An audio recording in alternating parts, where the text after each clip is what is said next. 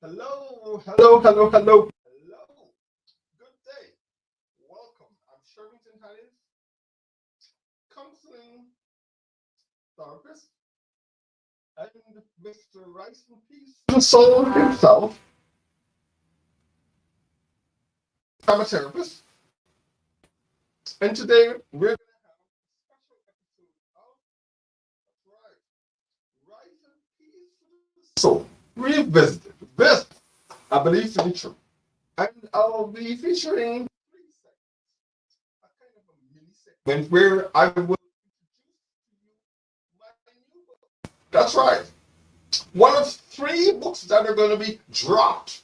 That's right. Dropped this week with my new authors on five different platforms: Google Books, Amazon, Hulu, and two others by an amazing publishing company that I've been working with and that I'll continue to work with now that I'm living my dreams in so many ways. And it's amazing how I kind of stumble into the dream that I declared for myself so many years ago. But I'm excited. But at the same time, we're going to do a bit of reflection, and I will share with you how she inspired me. And she inspired me from a distance in not a very direct way, but indirect way. And she that I'm referring to here is Michelle Obama's mother.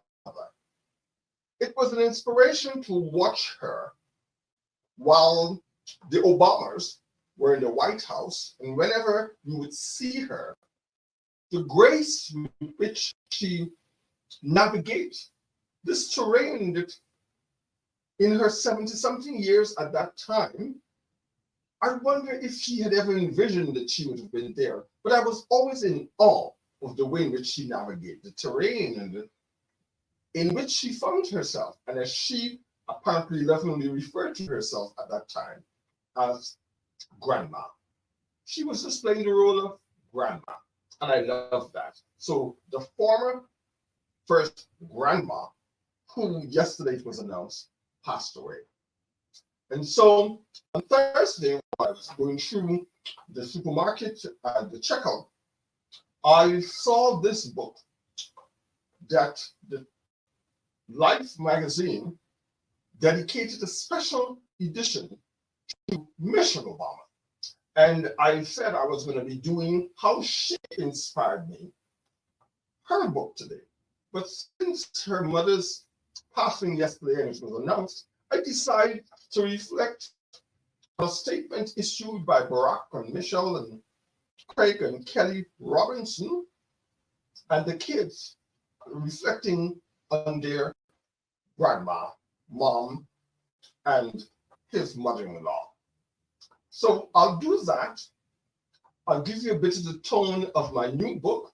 That's right, Breaking the Chains, Forgiveness and Self-Love in Addiction Recovery. I'll be featuring some more bits and pieces of this in the recovery show for the second season. Now that we have everything branded and we're looking at the whole thing of accreditation after each season of my podcast for the recovery show on Spotify. So the new season, I'll be featuring parts from Breaking the Chains, Forgiveness and Self-Love in Addiction Recovery. That's the title of the three books that is going to be dropped. That's right, dropped this coming week on my new author's website that you can find at shirvingtonhannays.com. That's right, that's where my author's website is. The new fully commercial website where you can get all my books and you can purchase them, you can review, you can see copies, you can follow me wherever I'll be having speaking engagements and so on. That's right. I am sitting right into what I thought was possible. And the way I stumbled into it is amazing. But I'm so grateful and I'm humble and in awe of all the possibilities that life can give you if you're clear about being open and receptive to possibilities. But you've got to do some work. You don't just arrive there. You've got to do some work. You've got to put in the dedication and the focus. And then, in addition to, so the two things, oh yes, and of course, because we did not get to do the Spirit of a Man Circle show for this week, and so I can wrap it up tomorrow with the week that was, we're gonna feature the Spirit of a Man Circle, reading from Iyanla Vanzant, The Spirit of a Man. And as I prepared for this episode, which I got ready for, and then when I approached the system, the keyboard just refused to work. Just refused to work. And I said, look, I'm not going to stress about this. And I went to bed on Wednesday night. But I like the introduction where Iyanla looks at how we have lost touch, both Black men and Black women, how we've lost touch with our inner core, our inner being, because of all the expectations and the things that we either buy into or subscribe to, based on all the different notions of who we should be as we show up in society across the world. And I love it seemed to me that not enough is being done to provide the Black community with truths about our spiritual identity. But a part that I love is where Iyanla says, I cannot for the life of me figure out why no one is telling Black men how to pull up the power of their spirit and put it to work.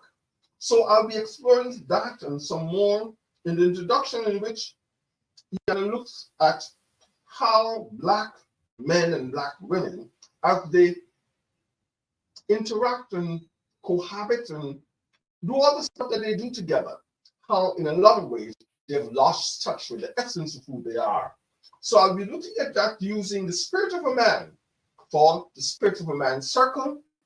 That's one segment. I'll be looking at how she inspired me. Mrs.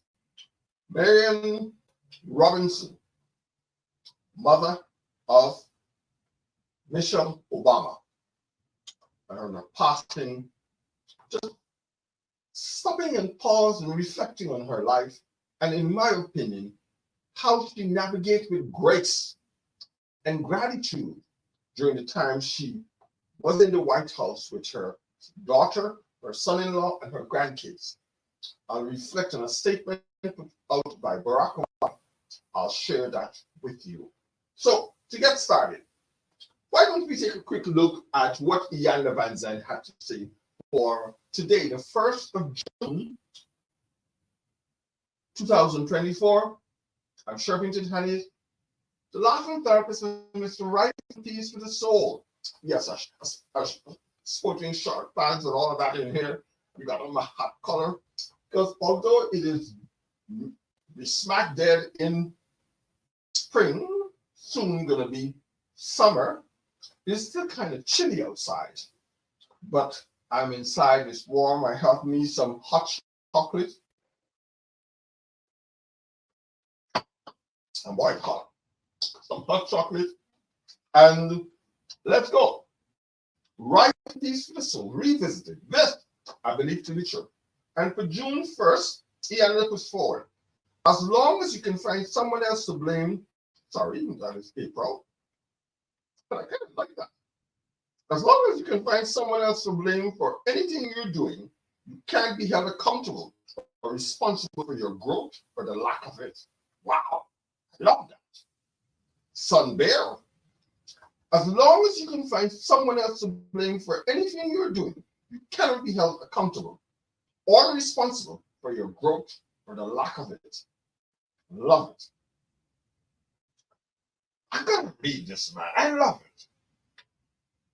People of color must stop blaming everyone else for their current condition in the world. You don't know the lines with my views about it, because I start that, and tomorrow sometime when I do lessons in spiritual truth, I'm going to be continuing on Black spirituality. And I'm going to touch some corns because y'all don't like them as much. Because I have to say some things that some of us are in denial of. We don't want to. But here, my girl Iyanla going to put it forward. Maybe you listen to her. You have to listen to me. Remember, Shirvington Hannays, Mr. Rice and Peace for the Soul, Laughing Therapist. I know this is not the Laughing Therapist on call. This is Rice and Peace for the Soul. Revisited this, I believe to be true. And so, Yana put forward, and this was for April 1st, but I'm reading it today. First, 2 months later. And then I'm going to read what is it for June. I think you'd like it if you're open-minded and reflective. Just at some point, you gotta stop the blaming and holding yourself and seeing your life through the lens of a victim. Yes, there's victimization and all that happens, but at some point, we need to say, enough. I'm going to make a choice how I'm going to show up in the world and claim rightfully my place where I find myself. That's my space. I'm going to claim it.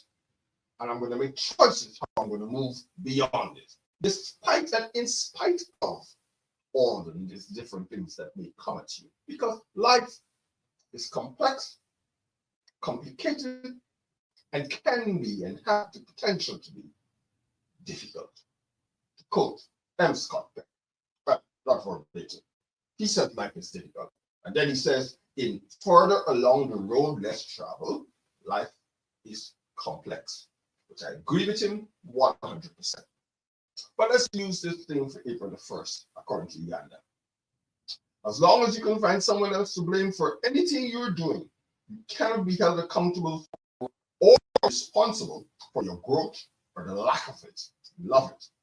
People of color must stop blaming everyone else for their current condition in the world. We cannot forget our history, and we should not. I'm a big and firm believer in that. We cannot forget the past. We know there are forces that oppose us, but because they oppose us doesn't mean they have won. If they did, we wouldn't exist. And the fact that we exist is testament to the fact, to our grit, our resilience. Any group of people, despite of all that they've done to groups of people that still exist, we aren't extinct, we aren't eradicated or eliminated. In fact, I am the proud recipient of an invitation to be in Jamaica, as I'm a sponsor of a film that is making waves in the film festival circuit right now, co-directed by a Guyanese. That's right, Ryan Singh. Boy, bringing those awards, I'm so happy for you. So happy for you, Ryan.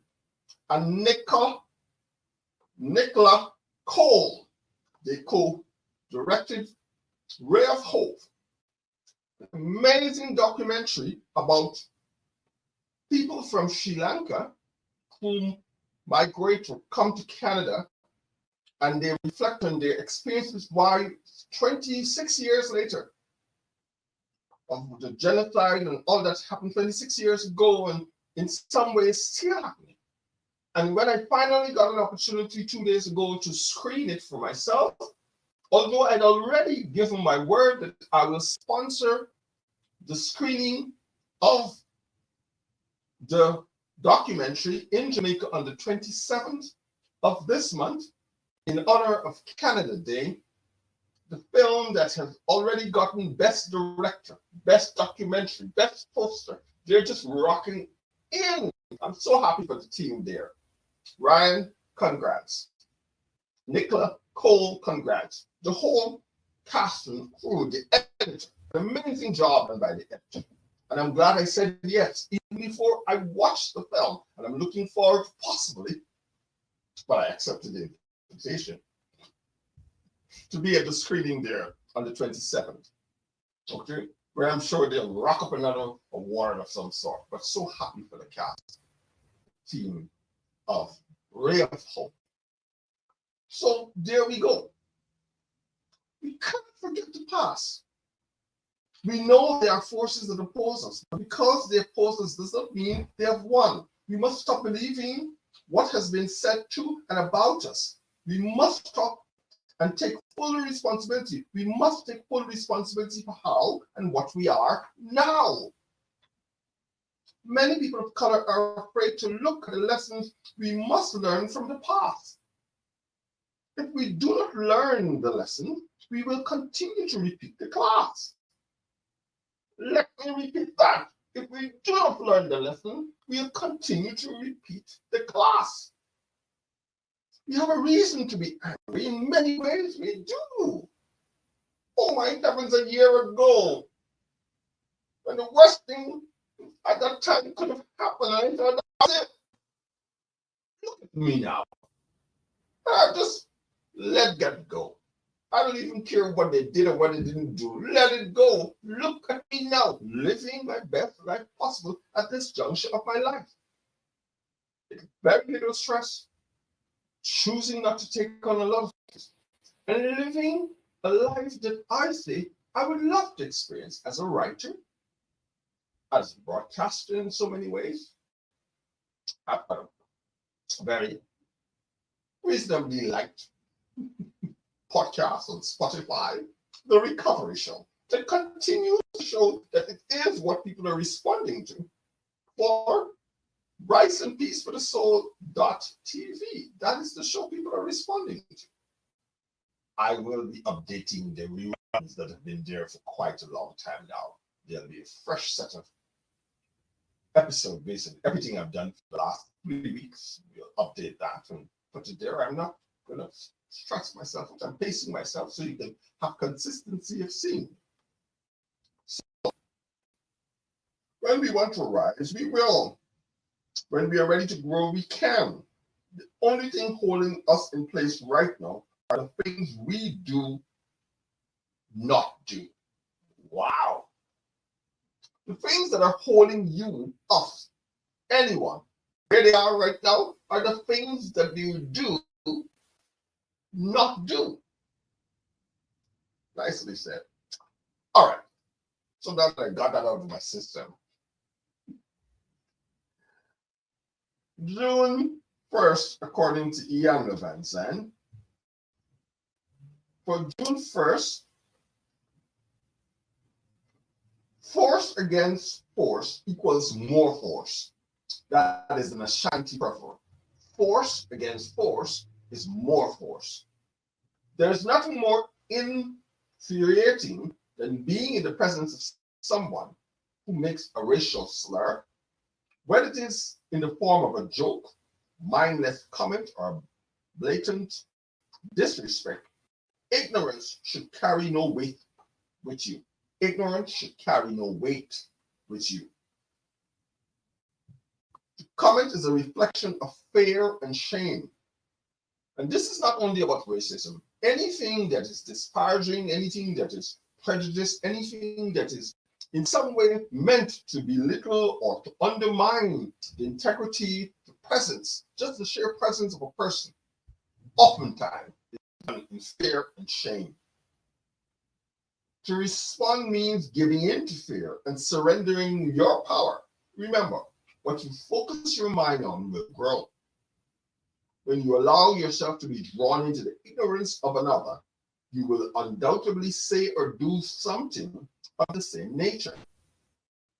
As hard as it may be, the best response is no response. This I believe to be true.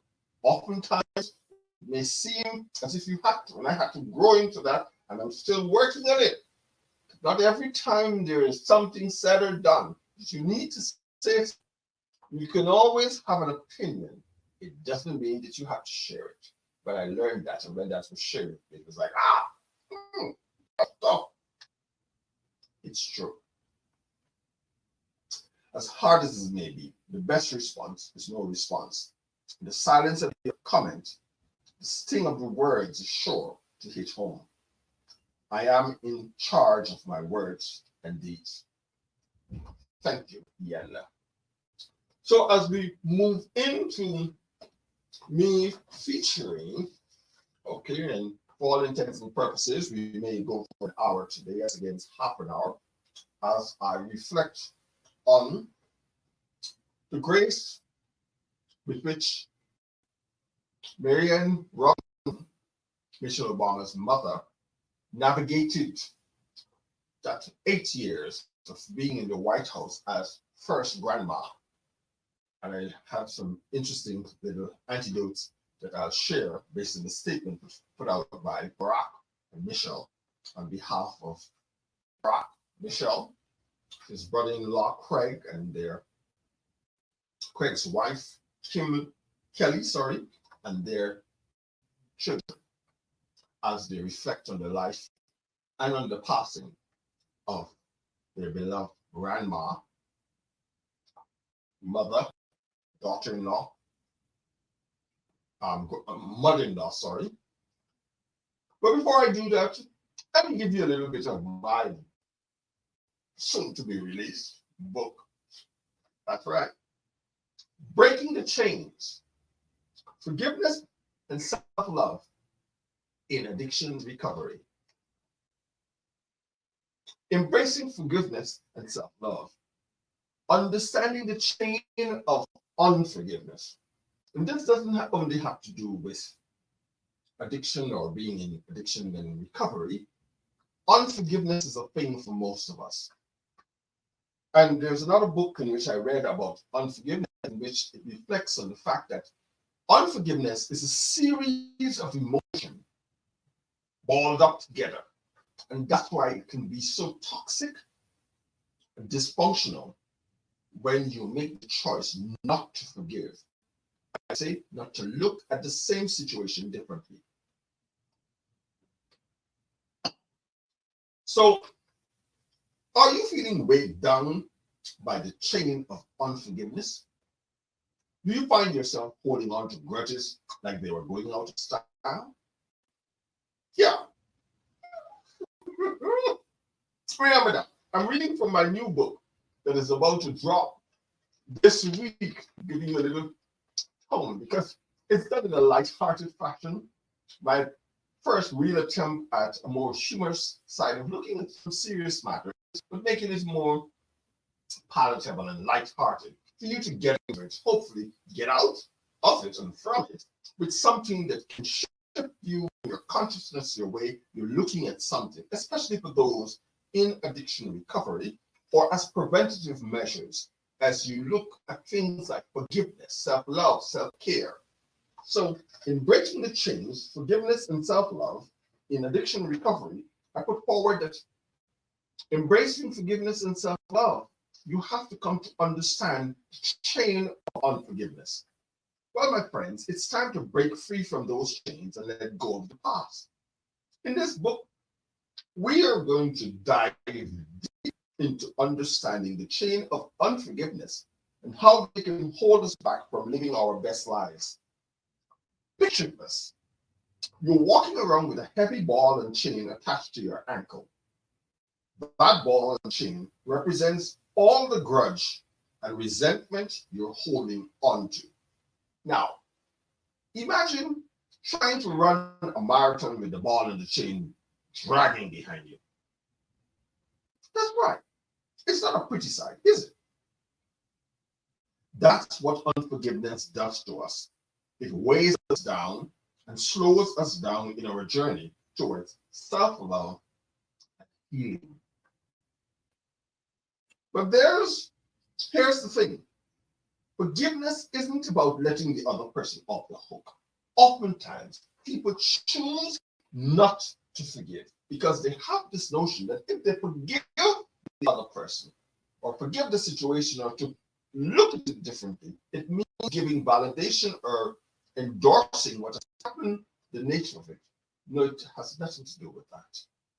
It's about getting yourself in an empowered position of acceptance of what happened, that it happened as it happened, not endorsing it, not saying that it was right to happen, but acknowledging so that you can free yourself, release yourself from being in bondage and with what has happened because there's a refusal to accept that it happened just as it happened. There's two different things there. And that's why with the formula that you get at the end of this book, that is in my first book on forgiveness, and my formula for the forgiveness formula, In putting it forward, I say the first thing that you have to do with forgiveness is accepting that whatever happened, that it's happened just as it's happened. The second thing, not wanting it to be anything than what it is, refusing to accept that it happened just as it's happened, not wishing that it didn't happen. That in and of itself is irrational. It happened. It doesn't make you a bad person. Just say and accept that it has happened. Now, here's the thing. Forgiveness isn't about letting the other person off the hook. It's about freeing yourself from the burden of carrying around the ball and chain you're holding onto that is dragging behind you. When we hold on to forgiveness, we're the one who's suffering the most. We're dragging all that weight around. So why not lighten up the load? Lighten up the load and set yourself free. Now, I know what you're thinking. Forgiveness is easier said than done. Guess what? You're right. You're right. But hear this. And you're right. It's not always a walk in the park. But remember, forgiveness is a gift you give to yourself, not the other person. I learned this from Ed Reed, who's no longer with us. He was the senior pastor at Verity Center for Better Living in Toronto, Ontario, Canada. A church that I joined, which is a sister church of the church in Jamaica that I attended when I was in Jamaica. And then when I came to Canada, I continued with that church. And I was a member of that church. And I did a lot of studies at the time when I thought I was going to become a pastor, minister. And then I changed my mind. Not for me. I am a little I think I'm a silent rebel in a lot of ways. I rebel against certain rigid, fixed ways of things being done that obviously doesn't serve those who hold on to it and who believe it. I tend to work not in a confrontation or a way to create conflict per se, but I make a choice that I'm not going to embrace something that doesn't hold true to reality in many ways. I think that's the best way of putting it. So, yes, forgiveness is easier said than done. And you're right, it's not always a walk in the park. But remember, forgiveness is a gift you give to yourself, not to the other person. So, how do you undertake forgiveness? Start small. There we go.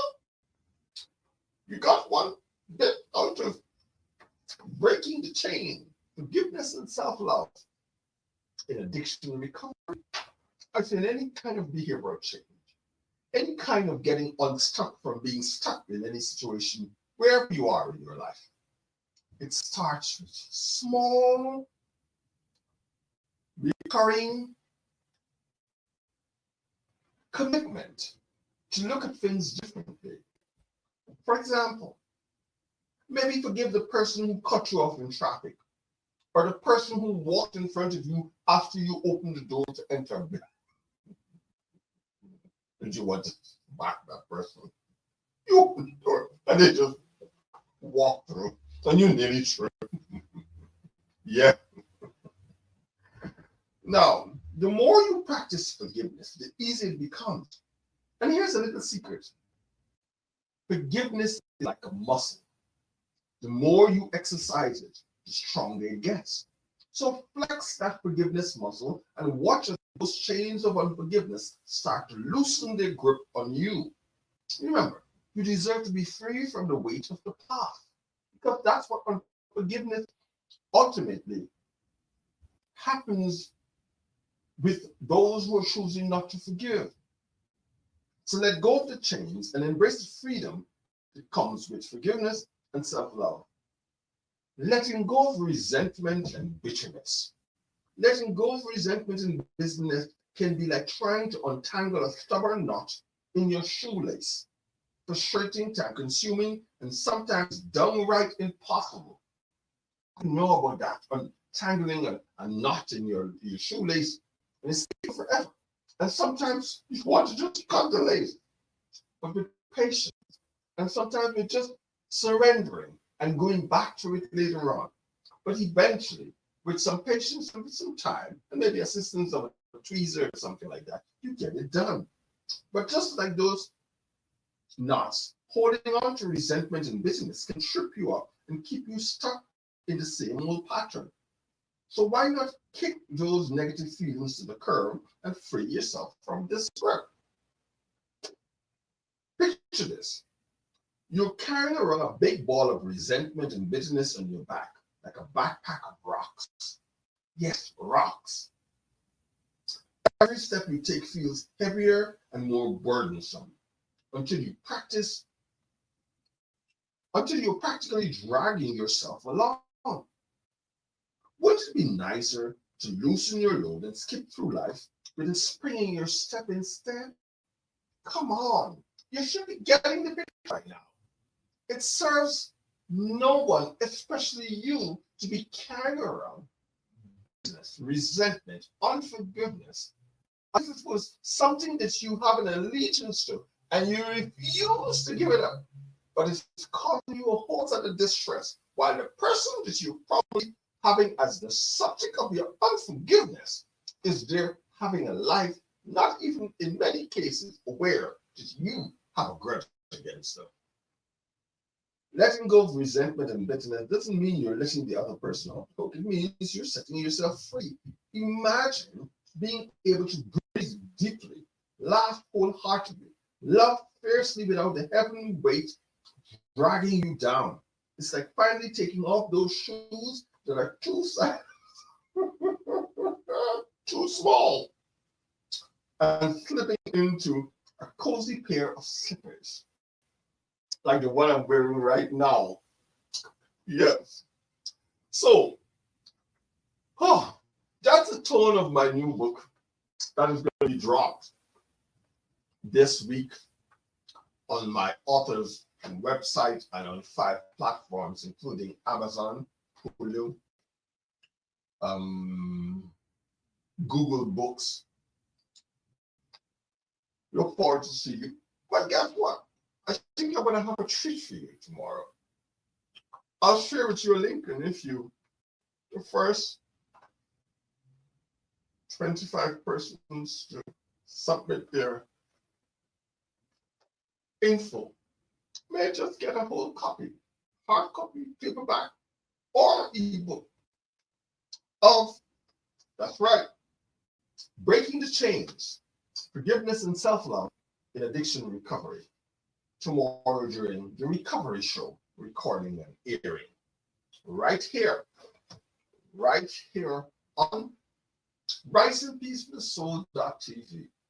So we've got just about 27 minutes to go, and I'm going to jump right into the statement and sharing as a reflection how she inspired me.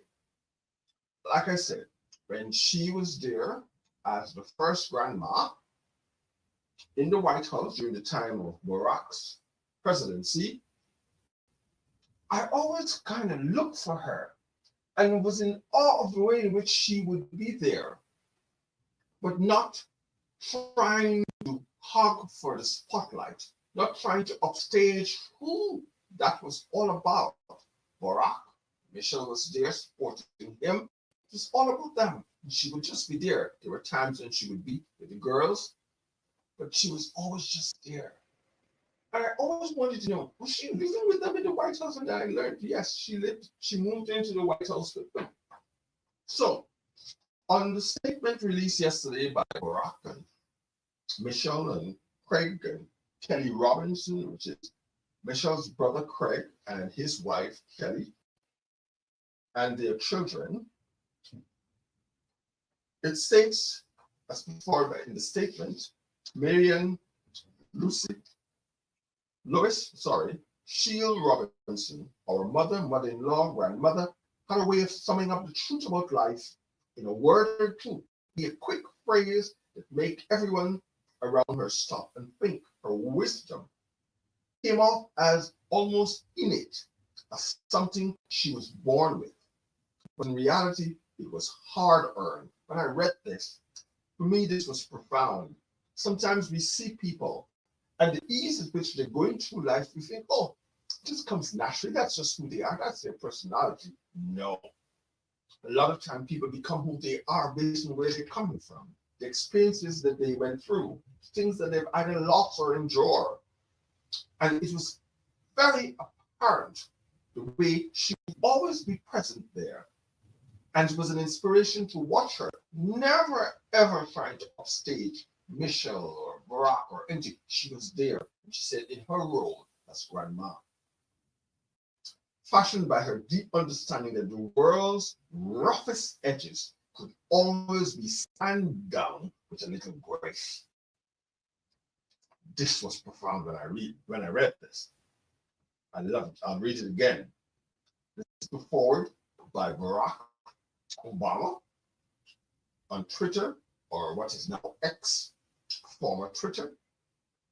Her wisdom came off as almost innate, as something she was born with, but in reality, it was hard-earned, fashioned by her deep understanding that the world's roughest edges could always be sanded down with a little grace. Profound. Don't sweat the small stuff, apparently, she loved to say. Know what's truly precious. Profound. Know what's truly precious. What is truly precious? I get to practice this so often in my line of work with clients. Choosing what am I going to challenge? What am I going to acknowledge? What am I going to let slide? Knowing what is precious. As a parent, you're not raising babies. You're raising little people. I talked about that yesterday in a session with a client. See a child as a miniature adult. Fully a human being, a miniature human being. When you are trying to beat them down, subjugate them, impose your stuff on them, you're not recognizing and respecting their autonomy as a living organism. Just a miniature version that you have got the good fortune to be a guide, to be a sword, but not to impose. Don't punch, don't scold. Be sure to make sure that your discipline is not indiscipline discipline. Quote, oftentimes,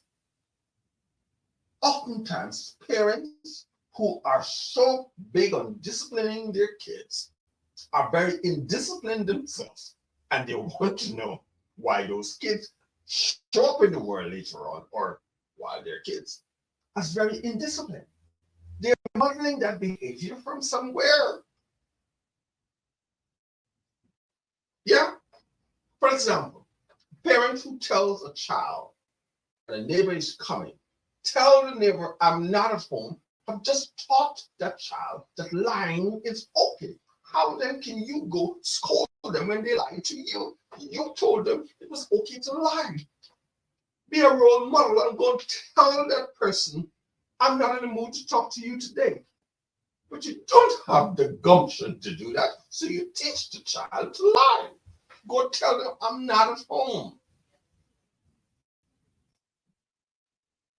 It's a behavior that you're showing them that it's okay to lie, whether it's an adult or not. It is okay to lie. That is from experience, by the way. And what happens after a while? You're not taken serious by the child because the child knows that you are prone to lying. So when you tell them things, they question them. And hence they become stubborn. You want to know where it came from. You don't worry about whether anyone else like you. Come home. We'll always like you here. Profound. Are you telling your kids that? Don't worry if no one else like you. There is some place you know you could always feel liked, know you're liked, and never have to question the intention or the reason behind why you're being liked. As a parent, you're not raising babies, you're raising little people. She grew up one of 7 children on the Red Line south side of Chicago, the daughter of Marian Shields and Rebecca Jumper. When she was a teenager, her parents separated and her mother supported herself as a nursing aide. Her father because of the color of his skin, wasn't allowed to join a union or work for a larger construction firm, and he grew up mistrusting of a world that seemed to have a little place for him. Yet many mornings he would wake the kids up at sunrise by blasting jazz records as an alarm clock. She learned early that even in the face of hardship, there was music to be found. Look at that. This gives me goosebumps. This way she could navigate that space with such grace. And it was obvious she had caught, and it came from somewhere. As a young woman, she studied to become a teacher before working as a secretary. She fell quickly and madly in love with Fraser Robinson, another South Sider with a box of shrimp and a jazz lover crew. Together they raised 2 children, Craig and Michelle, in a tiny upstairs apartment in South Shore. She volunteered for the PTA and taught her children to read at an early age, sitting together as they sound out words on a page, giving them strength and confidence to walk to school and out into the world all on their own. Don't be afraid to let your kids go once you've instilled in them certain things that they can be prudent. Prudent, not ignorant, not in fear of a harsh world, as some people like to come to me and say. And I'm like, no, the word isn't harsh. Your views of the word is harsh. Lighten it up a little. Especially when you're insisting you want to teach your kids something different. Don't teach them the word is harsh. Yes. You have to be mindfully aware that there are some people in the world whose views are harsh on the world, who then shows up in harsh ways. You have to be mindful of that. Wow. She once shot out a police officer who was accused of stealing a bike, demanding that the adult apologize to her son. Oh my heavens, she had some guts in her. On summer nights, she packed the family into the car with a steaming plate of chicken for a trip to the drive-in movies. On New Year's Eve, she passed around pigs in a blanket and raised a toast to Old Lang Syne. And every night for years on end, she and Fraser would hold court at dinner table where they indulge in all manner of questioning, teaching their children to believe in the power and the worth of their own voices.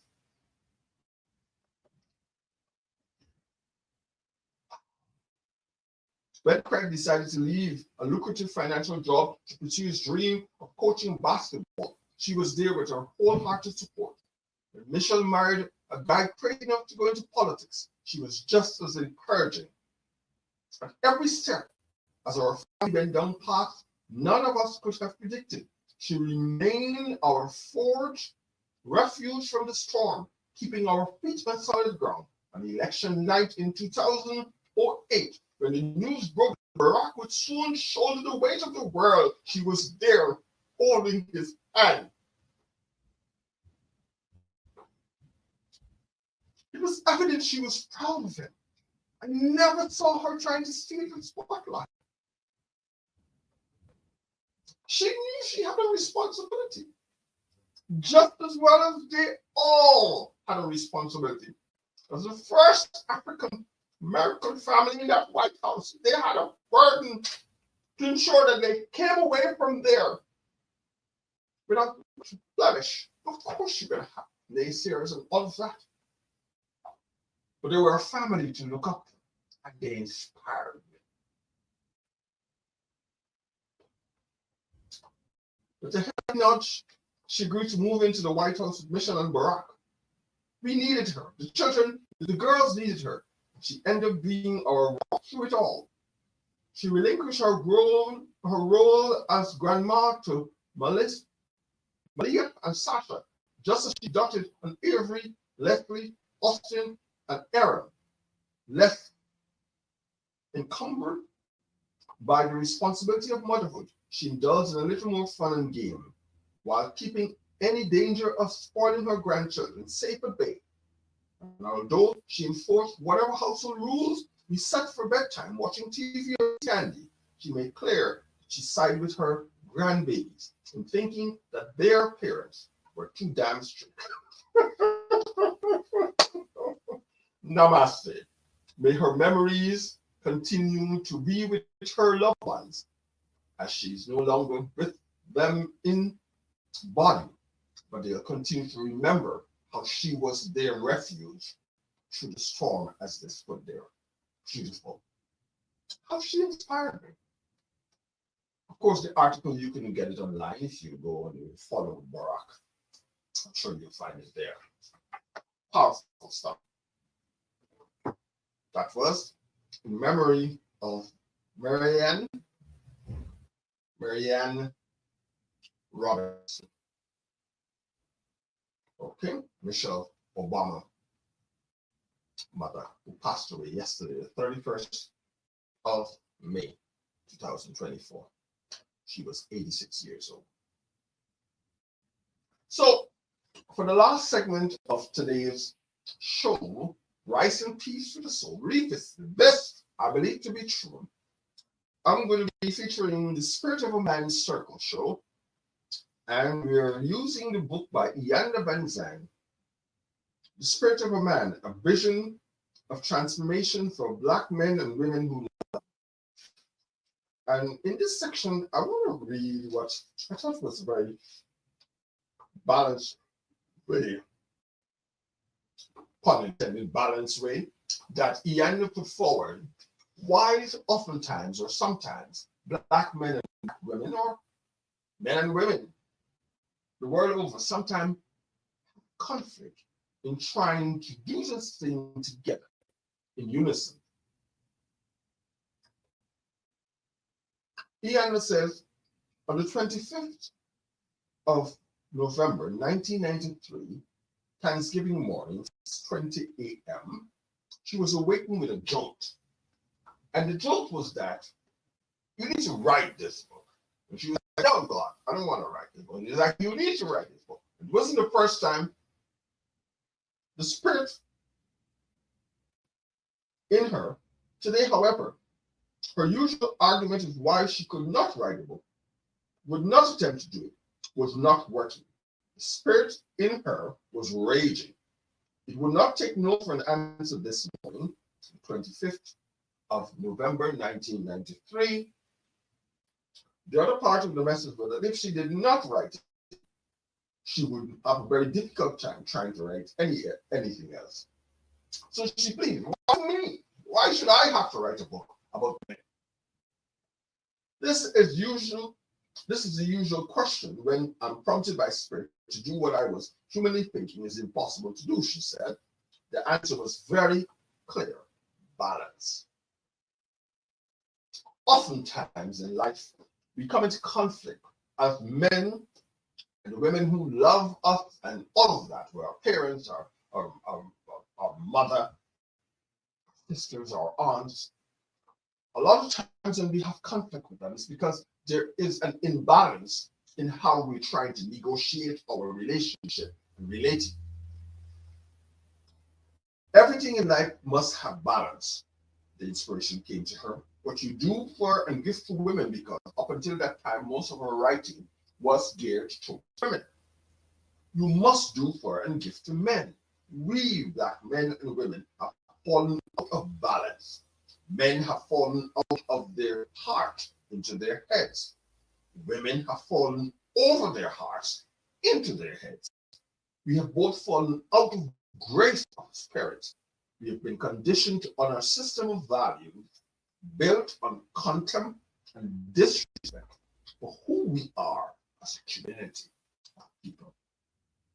People who have an identity, who have in it within our DNA a philosophy and worldview that honors those who've come before us, and for many reasons, especially because of the transatlantic trade.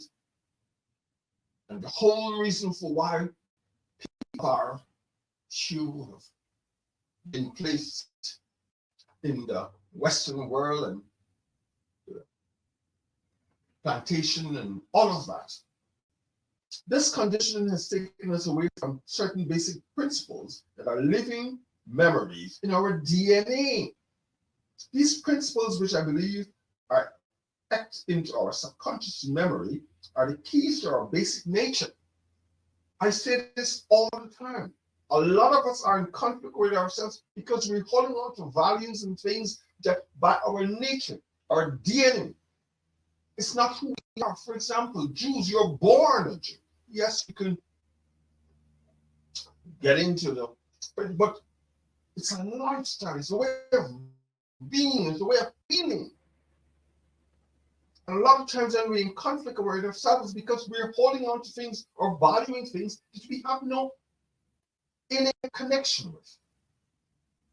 As a result of our fall, we're in conflict with both the value systems of the society in which we live and our own basic nature.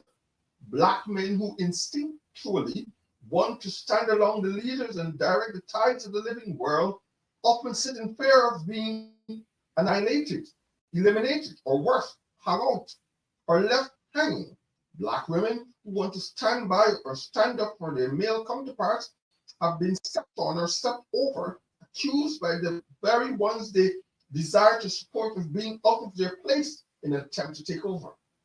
Although our basic nature is to embrace and support each other while taking the necessary step towards a collective goal, we have been conditioned to compete with and against each other. This is not even about gender and about sex, male or female. This is just almost into our being because of all of what has happened to us as a people. We're constantly in competition with each other. We're constantly threatened by anyone coming to support us. We see, no, they're coming to take over us. But until we arrive at a place where we can see and embrace this differently, we're going to continue to be where we're at the bottom of the totem pole. Yes, this is rifle and peace for the soul. Revisit this, I believe to be true. Mr. Rice and Peace for the Soul, Shirvington Hannays. And I'm using for the spirit of a man's circle show today, Yana Van Zandt, the spirit of a man, a vision of transformation for Black men and women who love. Yana goes on to say, Black men and women struggle to understand and balance our gender roles at home, at work, and within the context of social responsibility, while many of us are at a total loss as to how to balance our individual, physical, emotional, and spiritual needs and responsibilities. The instinctual nature of woman is to give and share, yet our conditioning encourages us to see and manipulate around every corner, while men love to be cared for and nurtured by a woman. Foreign programming makes Black men suspicious that we are trying to take over and take control. Hence, the conflict. Oftentimes, and I say this all along, especially in our community, when there's conflict, gender-based violence and all of that, it's usually something about control and about dominance and compliance. And until we come to know and understand that it's all about ultimately coming to embrace, share, and support, we're going to continue to be in conflict with ourselves and each other. Male against female and female against male, until we learn to have some balance. The basic human instinct is to be loving and caring is often overshadowed by ego needs, image building, and peer pressure, while mama and daddy preach, do unto others and love thy neighbor. The whole world teaches us, everyone for himself when we hit the beach. Fear of losing ground has replaced faith. The urge to give unselfishly is overshadowed by the compulsion to get, rather than using things to help and serve people. We are taught to use people to get things. In the process, we lose a vital piece of our cultural and spiritual soul. Restoration of what we have lost, which I'm calling an imbalance, is critical for Black men because they are the foundation of the Black community. According to Yoruba culture, an ancient African belief system by which Yan lives, she says, the father is the sun and the mother is the moon. While both have an equal share of responsibility in the natural flow and order of life, there's generally greater recognition of the sun. This does not mean that the sun is more important or more powerful. It suggests that there is a conscious level of recognition of the sun's presence, energy, and role in Earth, keeping everything warm. I love this. This is very, very nice in the way it's put forward. That is not more important than, because at night, the moon plays just as an important role in so many ways in regulating our inner clock, our circadian rhythm, and all of that. Everything has its role. As I shared there with Michelle Obama's mother, she knew her role because she was so grounded in so many ways in terms of what made her who she was. We know a role and be willing to show up for ourselves first and foremost, and then show up for each other. It is suggested there is a conscious level of recognition of the sun's presence, energy, and role. We can see and feel the sun's ray. We generally sleep when the moon is active. We look up to the sun. Our eyes are most probably closed when the moon rises to its fullest form.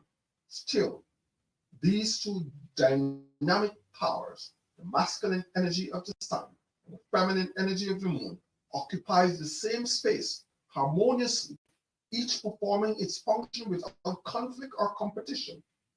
If the African American community is to reestablish a sense of peaceful balance, Black men and women must once again learn how to live in harmony. Harmony is a spiritual concept. It's not a political, economic, or social construct. Namaste. Well said. Well said. I couldn't have said it better. And so I let it go for today for this. Rise and peace for the soul. Revisiting this I believe to be true, in which I looked at and share a bit of my upcoming book on breaking the chains, forgiveness and self-love in addiction recovery, in which I look in the first part of the book at unforgiveness and forgiveness, and share parts of what my first book in terms of what you really have to do, the process of forgiving, the stages of forgiveness, starting with acceptance. I hope that you got something from this. I will be back again today at some point because I have to do another show, and for sure tomorrow you can join me for the week as it was, in which I do a wrap-up looking at what we dealt with for most of this week that was passed in terms of the 6 enemies of recovery, behavioral change maintenance, and the relapse prevention. What are those enemies? And of course, the number one enemy in recovery, you, it's self-sabotaging. Until next time, until my next episode here on the Rise and Peace for the Soul television. I'm Shirvington Hannays. You can get more information at www.thelaughingtherapist.ca or www.smahoo, SMAHOO, change.clinic. Bye for now. Namaste.